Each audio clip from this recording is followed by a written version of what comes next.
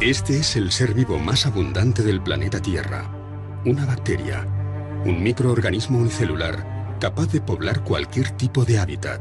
Los más extremos manantiales de aguas calientes o ácidas, las profundidades del mar e incluso desechos radiactivos.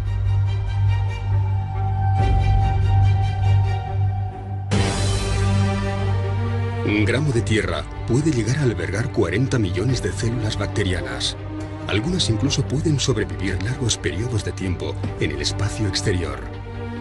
Un ser casi perfecto, una máquina diseñada al milímetro para sobrevivir, para desplazarse y multiplicarse. Si esta, una bacteria, fue el origen de la vida en nuestro planeta, ¿cómo llegó hasta aquí? ¿Realmente todo ocurrió por casualidad? ¿Realmente una bacteria cruzó la inmensidad del universo hasta la Tierra? ¿O alguien la trajo?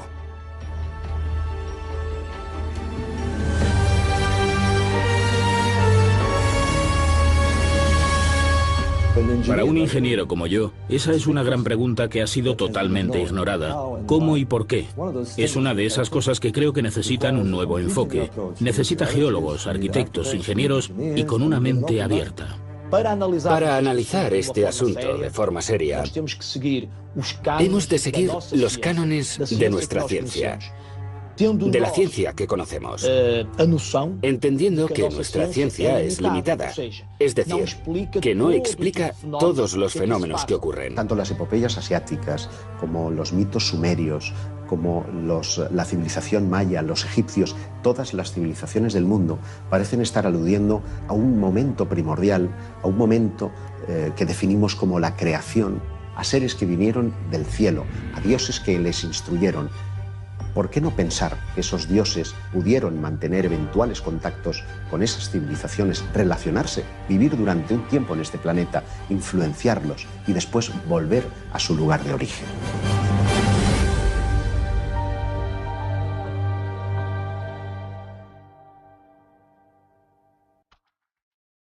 Las primeras explicaciones racionales acerca de cómo se producen los eclipses, acerca de la respiración de los peces y acerca de la anatomía del cerebro humano se atribuyen a Anaxágoras, filósofo griego que 500 años antes del nacimiento de Jesucristo fue obligado al exilio por sugerir que el Sol sería una masa candente de hierro y que la Luna no es más que una roca que refleja la luz proveniente de ese mismo Sol. Totalmente convencido de la veracidad de sus ideas, Anaxágoras se instala en Lánsaco, donde se dejó morir de hambre. En 1903, el galardonado con el Premio Nobel de Química, Svante August Arrhenius, influenciado por los estudios de Anaxágoras, populariza el término panspermia. ¿Cómo nació la vida? Todavía no está claro. Los biólogos, los microbiólogos todavía no tienen demasiado claro cómo se generó la vida en la Tierra. La teoría de la panspermia propone que la vida pudo tener su origen en cualquier parte del universo y no haber surgido directa o exclusivamente en el planeta Tierra. Afirma que la vida, siempre entendida como organismos microscópicos, pudo viajar en la cabeza de algunos meteoritos que, al fragmentarse, pudieron haber llegado a nuestro planeta como si de una suerte de semillas cósmicas se tratase. Una serie de estudios, realizados 60 años más tarde, podrían venir a confirmar las hipótesis de Arrhenius y Anaxágoras. Confirmarían que, efectivamente, existen bacterias capaces de sobrevivir largos periodos de tiempo e incluso de hacerlo en el espacio. Los análisis realizados en el meteorito Murchison, caído sobre Australia en 1969, concluyen que dicho meteorito contiene dos precursores del ARN y el ADN, y las bacterias enviadas a la Luna en 1967 en el interior de la sonda Surveyor 3 pudieron ser revividas con facilidad cuando regresaron a la Tierra 3 años más tarde. Francis Crick, también galardonado con el Premio Nobel, da una nueva vuelta de tuerca a la teoría al sugerir que esta panspermia pudo haber sido dirigida, que no sería algo meramente casual. Algo orquestado. ¿Por quién? Bueno, pues a lo mejor por esos dioses del pasado, ¿no? Como si de una forma u otra hubiéramos sido tocados por algo para decir, señores, esto está ocurriendo, esto está ahí, despertemos la conciencia porque verdaderamente merece la pena enfrentarse a estos y otros enigmas. El propio descubridor de la estructura del ADN, Francis Crick, fueron James Watson y Francis Crick, dos científicos, ambos siempre se mostraron muy sorprendidos por la complejidad de nuestro ADN, y el propio Francis Crick, Premio Nobel de Química por el descubrimiento de la estructura del ADN, el padre de la moderna genética, uno de los grandes hallazgos de la historia de la humanidad, su teoría es bien clara: la vida solo pudo venir a bordo de una nave extraterrestre. Eso lo dice Francis Crick, el descubridor de la estructura del ADN. Él ha dicho que la única explicación para que el ADN, que no hay duda que ha llegado del espacio, hubiera llegado intacto, hubiera sido a bordo de una sonda extraterrestre que lo hubiera depositado aquí tras haberse generado la vida, según él, de una forma de evolución darwinista en cualquier otro planeta. Un transporte deliberado, cuyo fin sería el de sembrar vida en planetas de distintos sistemas solares, entre los que estaría la Tierra.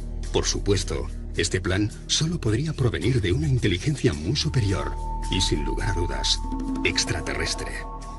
Hay otros astrofísicos de gran nivel, me estoy acordando por ejemplo de Michael Behe, por ejemplo, un microbiólogo muy reconocido. Hay una serie de elementos microscópicos que son máquinas genéticas, es decir, que son máquinas con su motor, con su rotor, con sus anillos rotatorios.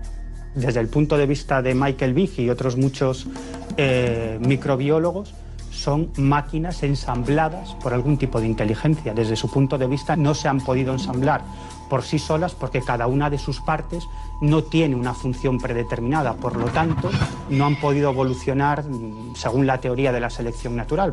La única posibilidad es que exista algún tipo de inteligencia que en un pasado remoto haya ensamblado esas, lo que ellos llaman máquinas moleculares. Bueno, yo me pregunto, quizás sí hemos localizado esa inteligencia, o esa inteligencia está interactuando con nosotros de algún modo, ¿no?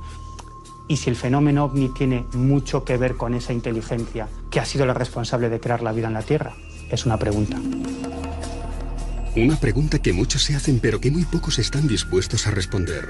Si esas luces, esos objetos voladores no identificados que recorren nuestros cielos, son los mismos de los que hablan los antiguos escritos de la Edad Media, si son los mismos en los que se inspiraron nuestros ancestros para decorar sus cavernas, y son los mismos que hoy en día se cuelan en las pantallas de nuestros radares, ¿no cabe la posibilidad de que sean los mismos que un día hicieron crecer la vida en este planeta?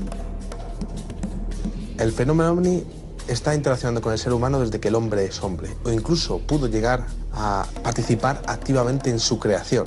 A día de hoy no se conoce el eslabón perdido entre el homínido y el hombre, y es posible que pudiese haber una intervención extraterrestre en la creación del ser humano.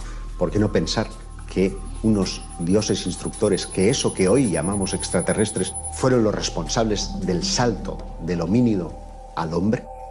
Que la gente sepa que hay cosas que no tienen explicación y que están ahí y que merece la pena estudiarlas, porque posiblemente van a aportar muchas respuestas a grandes cuestiones de la humanidad. El mero hecho de que haya un eslabón perdido, sí, la ciencia nos habla de un eslabón perdido, pero es inidentificable, no se sabe qué es.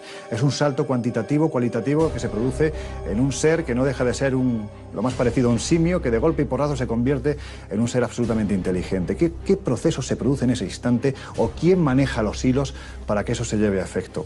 ¿Por qué no pensar que esos dioses instructores del pasado, que esos posibles extraterrestres de una forma u otra hicieron algún tipo de tejemaneje para que finalmente nosotros seamos lo que somos, posiblemente un experimento?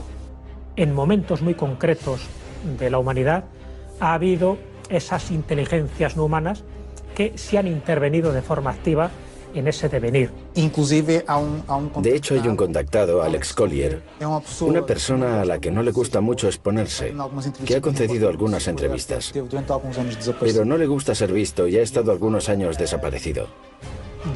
Y él habla de una intervención genética, por la cual nosotros seríamos como una amalgama de 22 especies. Por tanto, se habrían producido varias intervenciones a lo largo de la historia por parte de seres extraterrestres que habrían hecho evolucionar al ser humano. Esa raza híbrida es lo que conoceríamos como niños de las estrellas. Unos niños con ciertas propiedades no adquiridas por el conocimiento, sino que estarían ya en sus genes, como producto de esa hibridación entre humanos y extraterrestres. En 1930, en México, a 160 kilómetros de Chihuahua, aparece un misterioso cráneo al que se bautizó como Star Child, el niño de las estrellas. Su apariencia es muy similar a la de un cráneo humano. Pero los análisis de ADN llevados a cabo a final de los años 90 revelan que, a pesar de su parecido, podrían no serlo. La extrañeza no es tanto por su morfología, pese a que presenta una extraña protuberancia en la parte trasera de ese cráneo, sino por el ADN mismo, porque las comprobaciones que se han efectuado parecen demostrar que solamente está presente el ADN mitocondrial, el que aporta la madre, pero no así los genes del padre. Es una extrañeza, una rareza en términos biológicos que ha disparado la imaginación a pensar si estaríamos frente al cráneo de un eventual híbrido entre humano y extraterrestre en un pasado remoto. Lo que ocurre es que ese cráneo fue analizado recientemente y llegaron a la conclusión de que sería un cráneo de un ser fruto de un cruce entre un alienígena y una terrestre. Cuando se recogió ese cráneo estaba en conexión con el resto del cuerpo, y la descripción de quien encontró el cuerpo da a entender que no se trataba de un humanoide normal. No solo era más pequeño, sino que tenía una morfología muy diferente a la de un ser humano vulgar. Este podría no ser el único cráneo con estas características con el que se hayan topado los arqueólogos. Unas excavaciones realizadas en Portugal podrían haber desenterrado dos ejemplares muy similares al famoso Niño de las Estrellas encontrado en México. Los cráneos que yo conozco, provenientes de la isla de Musge, son muy parecidos a este Star Child. Estos dos cráneos me llamaron la atención por ser mucho más pequeños y tener una estructura ósea encima de la cabeza que parecía una cresta. Apenas constato la similitud fisiológica entre ambas especies, o en este caso, dos cráneos encontrados en Portugal y un cráneo encontrado en México. Tiene gracia porque, por ejemplo, Lloyd Pay, que es quien hace la investigación sobre Star Child, llega a exponer que a lo largo de la historia de los diferentes homínidos que estuvieron por aquí, toda la evolución se produjo a lo largo de millones de años. Y todos ellos, en cuanto a sus esqueletos, son muy parecidos. Y de repente, en un menor espacio de tiempo, surge el Homo sapiens sapiens, que tiene una estructura muy diferente a todos los anteriores. En el periodo de unos pocos millares de años es completamente distinto. Así que él sustenta ahí esa posible intervención. ¿Será real, no? No lo sabemos. Hay tantas cosas en la historia que no logramos explicar y que está mal contada, pero ¿por qué no pensar que se produjo esa intervención? Si los seres humanos hemos sido alterados o modificados en algún momento de nuestra evolución por esas entidades y nos han legado, que nos han fabricado a su imagen y semejanza, es que tenemos que ser muy parecidos a ellos. ¿Por qué desarrollamos nuestra inteligencia? Ese eslabón perdido, ¿quién nos dice que no pudo ser inducido por esos dioses venidos del cielo? Llámale Dios, llámale extraterrestre, pero hay una injerencia que permite que el hombre deje de ser un animal y se convierta en ser humano. Resulta que todo el planeta está lleno de megalitos, es decir, menires, que son esas piedras iniestas de forma fálica, de dólmenes, que son dos piedras con otra encima, de cronlech, que ya son como torretas con varias piedras iniestas y otra encima. ¿Cómo puede uno explicar que hace quizá 7.000 años, 10.000, 12.000 años, en todo el planeta surgiera la misma costumbre? Esto se está poniendo cada vez más interesante en España. Bueno, creo que hay sitios que no están del todo bien explicados. La explicación que se ha dado acerca de estos sitios, la explicación clásica, no es exacta. La civilización megalítica para la cual aún no tenemos una explicación. Llegamos, por ejemplo, a Antequera, en el sur de España, y nos encontramos con el dolmen de Menga, con monolitos enormes. Hace poco se encontró un pozo con 17 metros de profundidad, un pozo en medio del dolmen perfectamente construido, del Neolítico. Nos preguntamos, ¿cómo es que unas comunidades de agricultores de unas pocas decenas o a veces centenas logran hacer un monumento de esa envergadura? Empezamos a percibir lo que llamamos una protocivilización, no una prehistoria, sino una protocivilización que posee una serie de principios que no entendemos. Lo que parece que hacían era construir estos lugares, estos megalitos.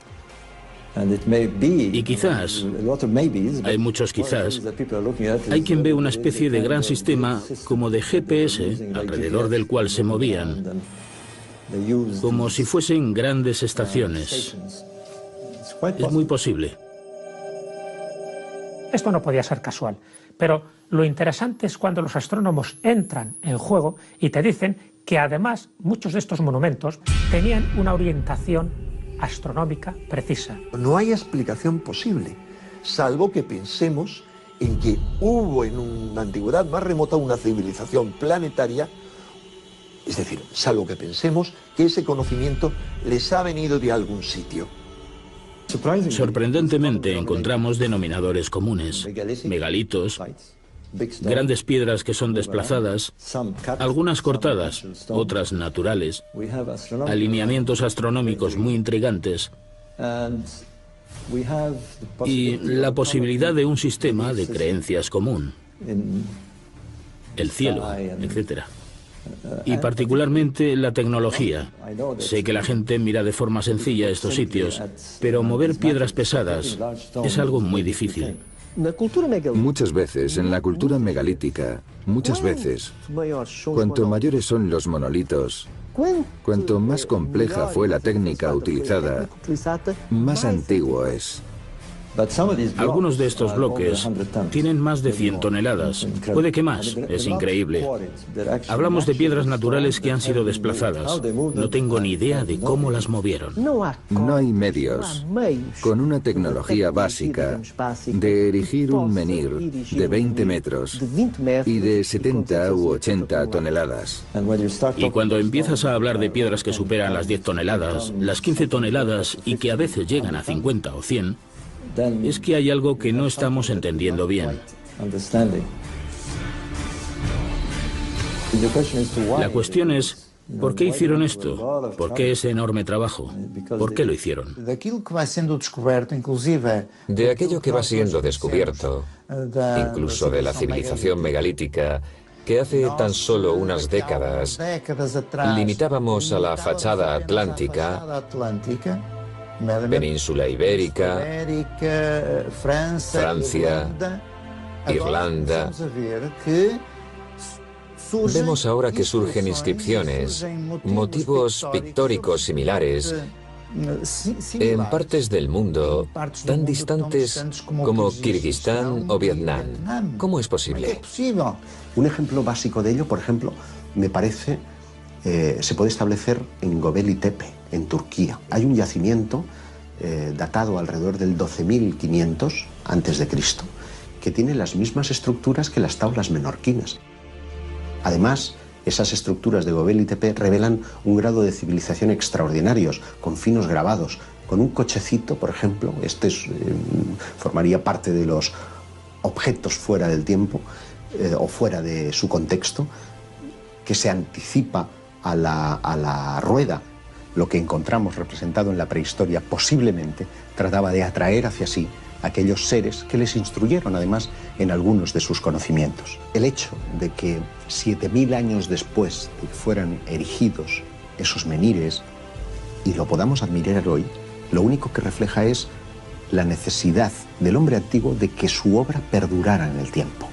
Tal vez porque el mensaje no era para su época, sino para una época posterior, para nuestros tiempos. Estamos en un momento en el que la fenomenología ovni vuelve de nuevo a reactivarse en todo el mundo. ¿Y si lo que nos legaron nuestros antepasados tenía que ser interpretado en una clave moderna? a mi juicio estaríamos ante una evidencia de que hemos recibido visitas desde la más remota antigüedad.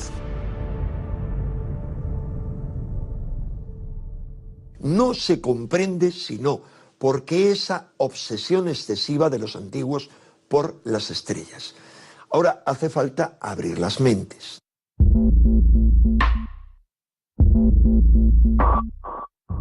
¿Qué vieron aquellos hombres de la prehistoria? ¿Qué fue lo que les inspiró para inmortalizar sobre la roca unas representaciones tan próximas a lo que hoy llamaríamos ovni o extraterrestres? ¿Observaron ellos los mismos fenómenos a los que se refiere la ufología actual? Cuando aparecen 10.000 ciervos con 10.000 hombres y 10.000 lanzas, es más fácil de creer que estaban representando una realidad. Pero si aparece un ovni perdido, uno, es una excepción. Pero si tú hablas con un antropólogo te dirá que siempre hay que partir de una experiencia previa. Es decir, si yo represento esto es porque hay algo que he visto. Luego lo puedo adornar, pero evidentemente algo he visto. Cuando te vas a Tassili, cuando te vas a determinadas zonas de América, incluso zonas de España, pues hombre, es que mucha imaginación hay que tener para representar lo que representaron, porque seguramente hoy en día cualquier persona que no tenga nociones de historia, ni de antropología, ni de nada, tú le plantas delante de una de estas representaciones y te dirá, es un astronauta, pero es que sepamos, astronautas hace 2000 años no había. Algo ocurrió hace 40.000 años que está muy relacionado con un despertar espiritual, que está muy relacionado con un despertar evolutivo. Pues son figuras humanas que están representadas realmente como el ojo humano las ve. También los astros están representados perfectamente y los animales. Entonces, ¿por qué estos seres tan extraños y por qué no podrían representar seres de otros planetas? Es un caso intrigante, no lo voy a negar, porque en general todas las figuras parecen estar representadas de una manera muy naturalista.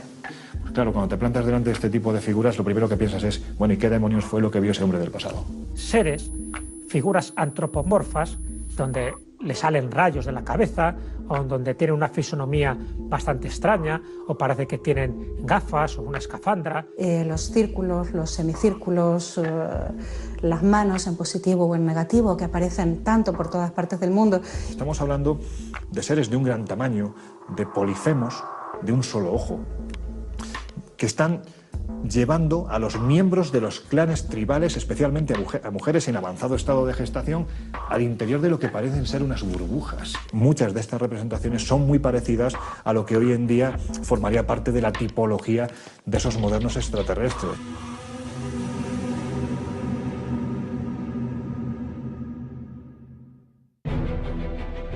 Grandes batallas que hicieron virar el curso de la humanidad.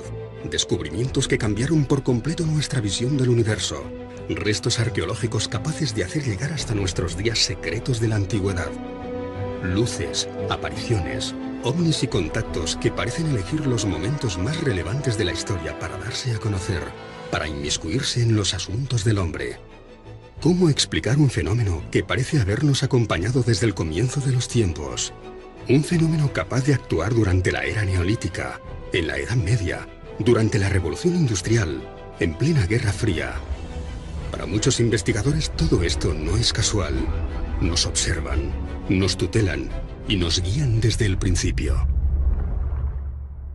Yo no voy a negar que hayan existido contactos hace 10.000 años o hace 15.000 años. Y de hecho, pues la representación de estos signos tan recurrentes, ¿no?, en todas estas partes del mundo, pues podría ser una prueba de ello. Pudiera ser.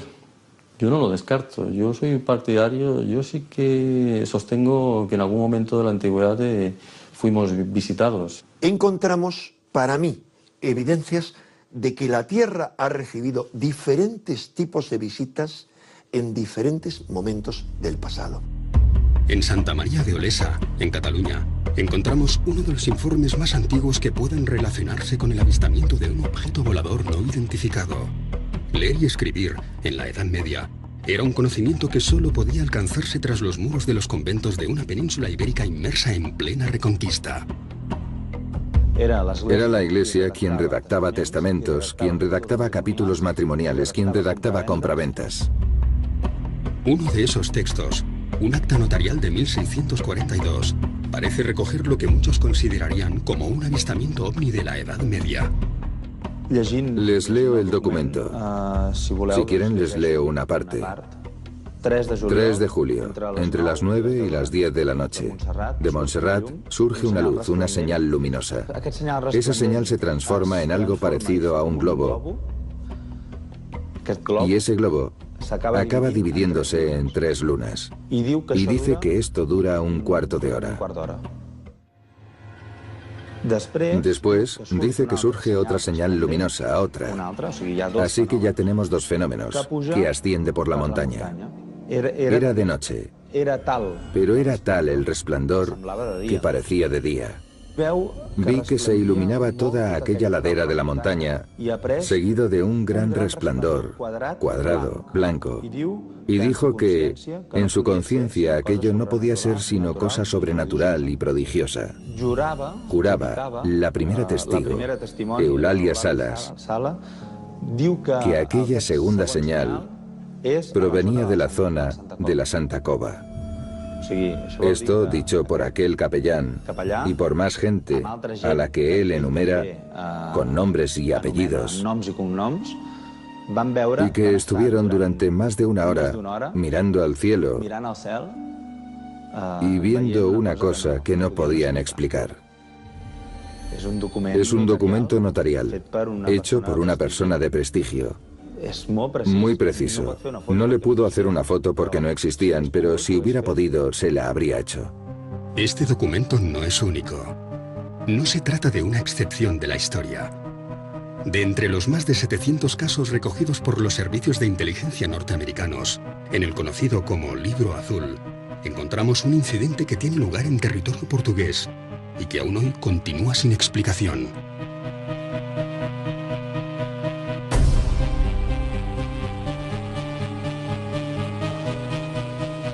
En 1968, Sebastián, guarda nocturno del depósito de municiones de la base militar de la OTAN en las Islas Azores, hace saltar la alarma tras protagonizar un sorprendente encuentro.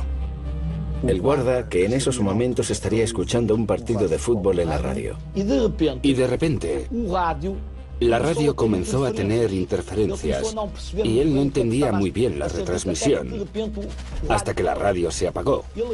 Y entonces entró una luz por la ventana en esa casa donde estaban.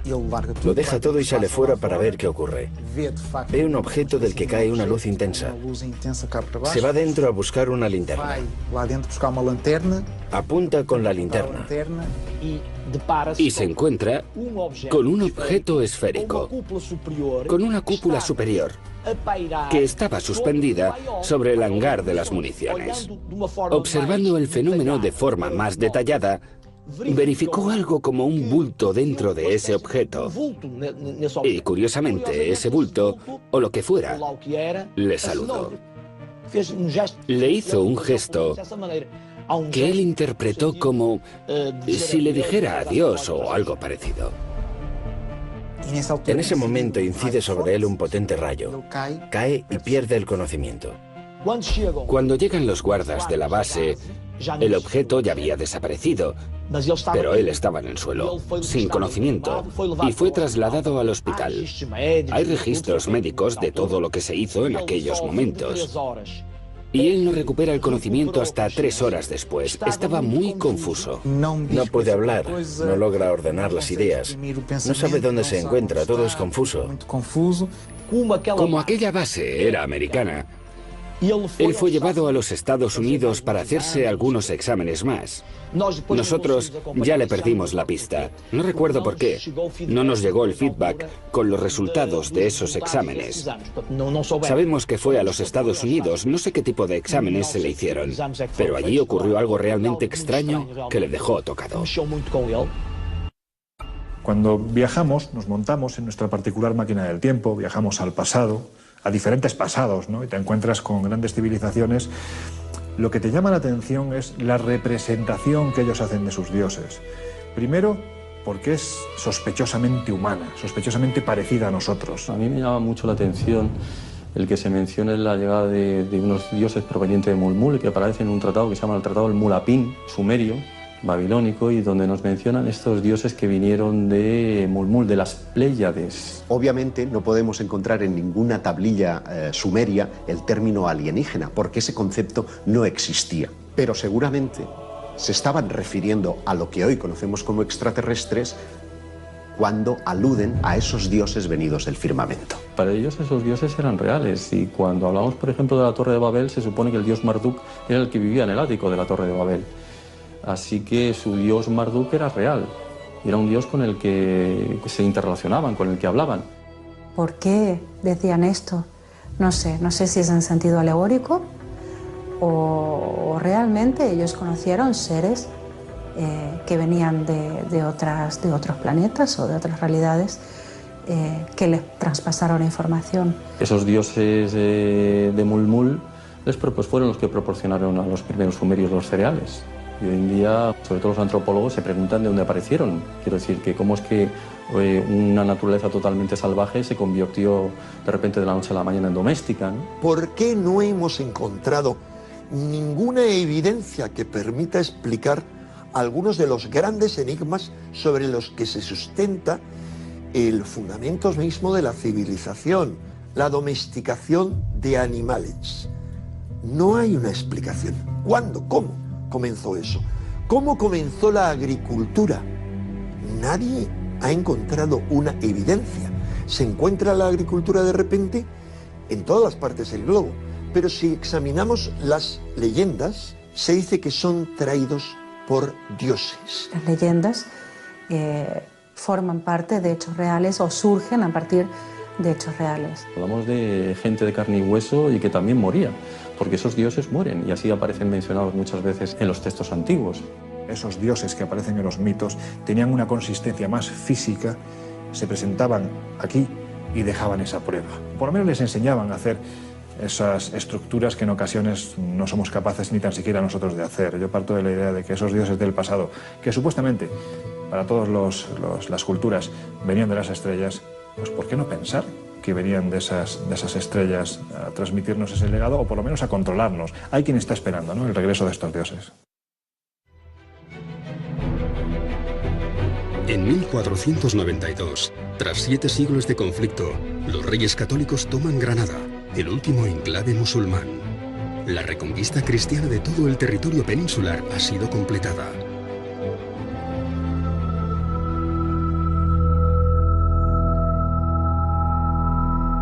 Como si quisieran formar parte de la historia, como si quisieran modelar las creencias de los seres humanos. Esas luces eligen ese preciso momento, el final de la reconquista, para manifestarse de nuevo.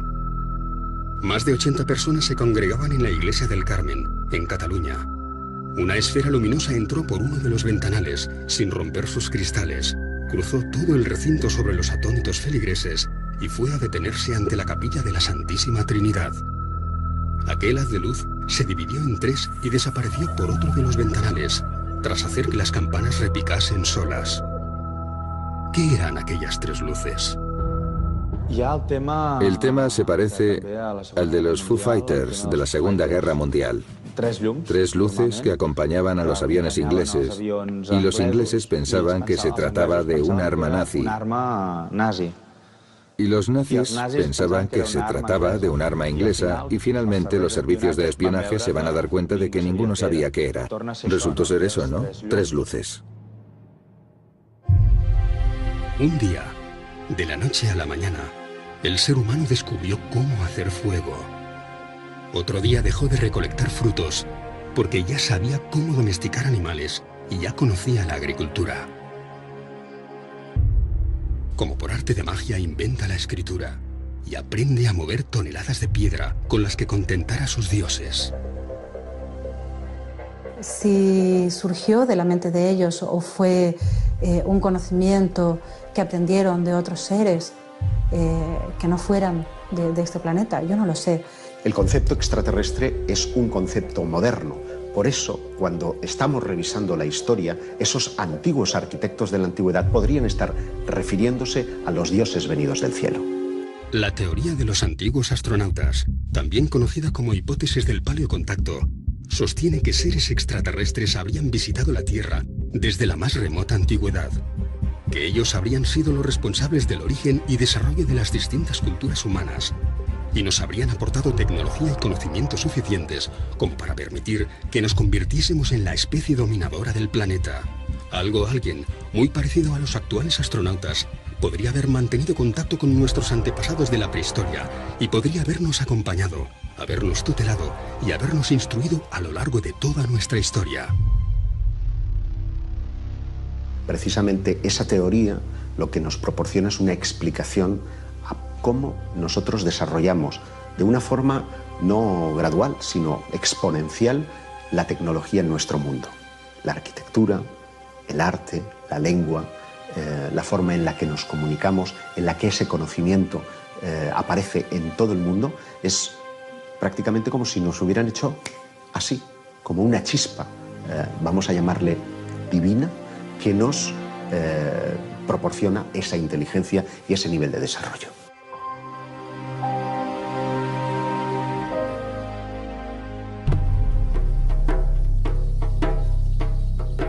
Desde el norte de Portugal y Galicia hasta el Levante peninsular, encontramos una de las manifestaciones artísticas más representativas de la Edad del Bronce, los petroglifos.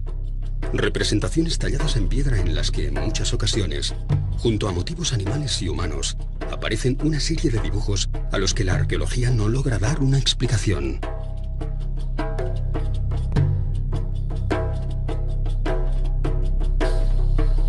Los petroglifos, igual que las pinturas rupestres, nos remiten a un tipo de información privilegiada porque aquellos que lo hacían tenían que tener un tipo de conocimiento muy específico para realizar luego ese tipo de grabados. Y en concreto, incluso en términos de la propia astronomía, conocimiento de los astros. Cuando estudiamos todo ello, vemos claramente que está señalando a determinadas estrellas.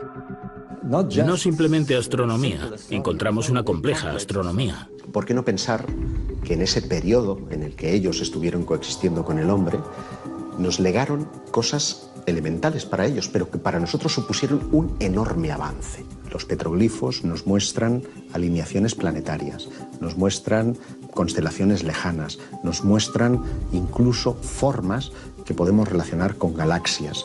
Y con una antigüedad que en algún caso se remonta hasta casi los 100.000 años. O sea, ¿quién era capaz hace 100.000 años de conocer ciertas constelaciones y tallarlas, inscribirlas? Los antiguos, por lo general, probablemente tenían muchos más conocimientos de lo que nosotros imaginamos. Parecen estar dándonos una visión cósmica de una humanidad que no tenía tales conocimientos. Estamos en la noche de los tiempos. Creo que eventualmente pudieron existir contactos en la antigüedad con seres más avanzados, seres procedentes de las estrellas que nos legaron tecnología que hoy día hemos querido relacionar con el mundo extraterrestre. Estaban viendo en el firmamento fenómenos extraños y nos lo dejaron representados en su piel. Más que darles tecnología, lo que les permitieron es avanzar más deprisa de lo que hubiera sido propiamente la evolución, ¿no? Yo no lo puedo saber si alguien vino a contarles o se les ocurrió a ellos, pero lo que sí está claro es que mucho antes de lo aceptado ya existían estos conocimientos astronómicos. Esto cambia por completo el dibujo de lo que tenemos sobre este planeta. Parece que hayamos perdido alguna civilización. Ahora, ¿qué tipo de civilización? No está claro, pero parece que la hayamos perdido. Parece que hubiera desaparecido y lo que queda son estas piedras megalíticas, e ignorarlo es ignorar quiénes somos.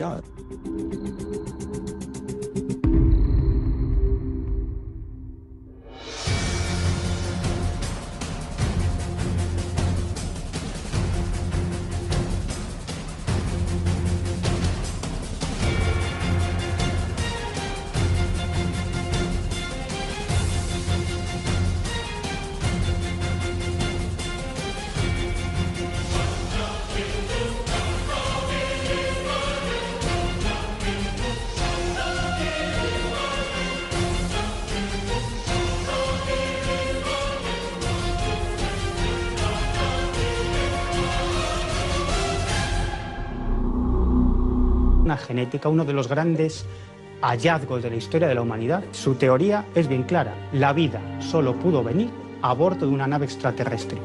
Eso lo dice Francis Crick, el descubridor de la estructura del ADN. Él ha dicho que la única explicación para que el ADN, que no hay duda que ha llegado del espacio, hubiera llegado intacto, hubiera sido a bordo de una sonda extraterrestre que lo hubiera depositado aquí tras haberse generado la vida, según él, de una forma de evolución darwinista en cualquier otro planeta.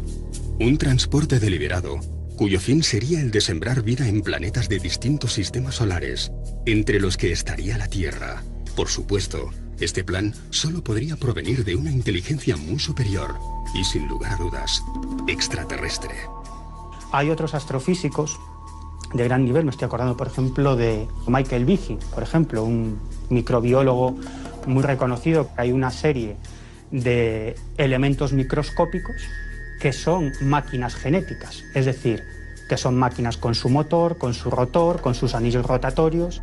Desde el punto de vista de Michael Behe y otros muchos microbiólogos, son máquinas ensambladas por algún tipo de inteligencia. Desde su punto de vista no se han podido ensamblar. Efectivamente, existen bacterias capaces de sobrevivir largos periodos de tiempo e incluso de hacerlo en el espacio.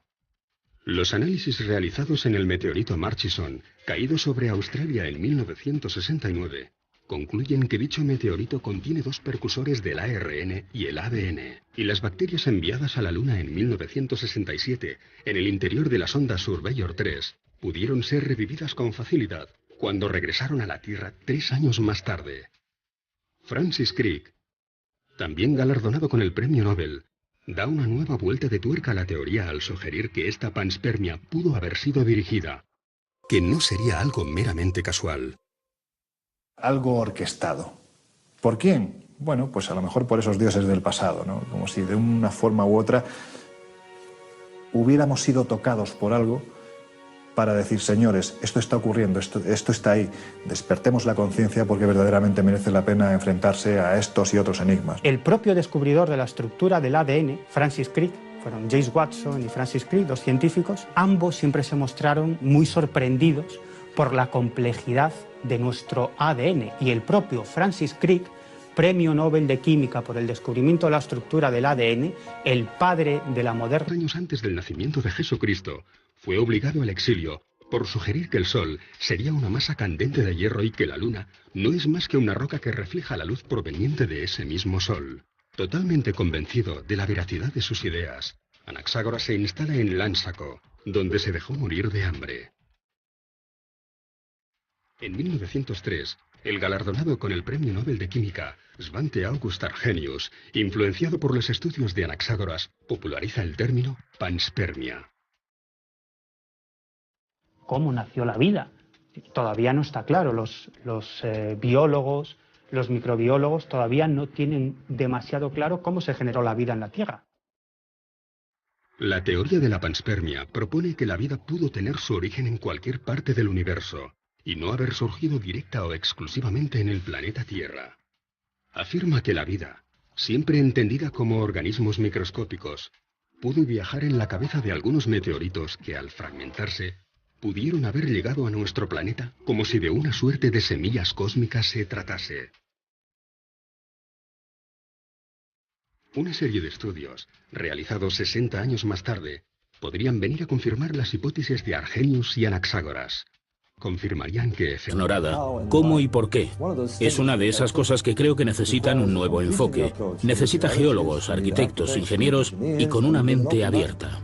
Para analizar este asunto de forma seria, hemos de seguir los cánones de nuestra ciencia, de la ciencia que conocemos, entendiendo que nuestra ciencia es limitada, es decir, que no explica todos los fenómenos que ocurren. Tanto las epopeyas asiáticas como los mitos sumerios, como la civilización maya, los egipcios, todas las civilizaciones del mundo parecen estar aludiendo a un momento primordial, a un momento que definimos como la creación, a seres que vinieron del cielo, a dioses que les instruyeron.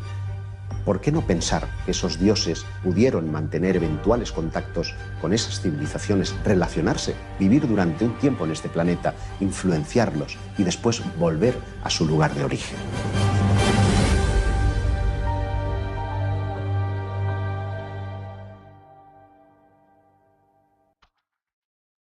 Las primeras explicaciones racionales acerca de cómo se producen los eclipses, acerca de la respiración de los peces y acerca de la anatomía del cerebro humano se atribuyen a Anaxágoras, filósofo griego que 500...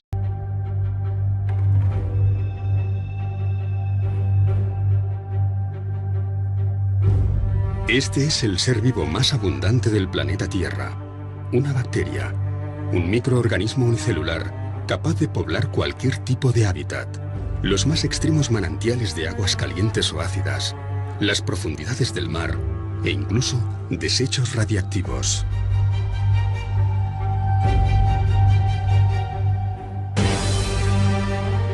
Un gramo de tierra puede llegar a albergar 40 millones de células bacterianas. Algunas incluso pueden sobrevivir largos periodos de tiempo en el espacio exterior. Un ser casi perfecto, una máquina diseñada al milímetro para sobrevivir, para desplazarse y multiplicarse. Si esta, una bacteria, fue el origen de la vida en nuestro planeta, ¿cómo llegó hasta aquí?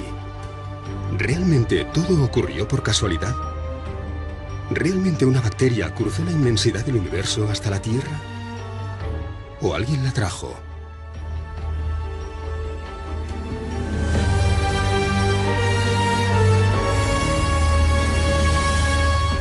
Para un ingeniero como yo, esa es una gran pregunta que ha sido totalmente